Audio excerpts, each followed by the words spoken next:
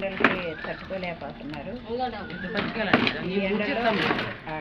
ఎండల్లో అలసిపోతున్నారని చెప్పి కొద్దిగా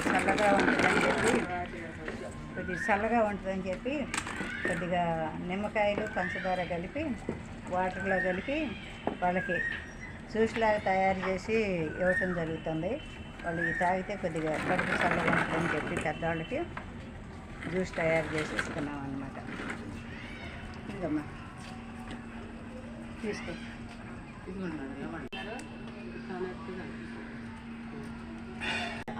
మంగా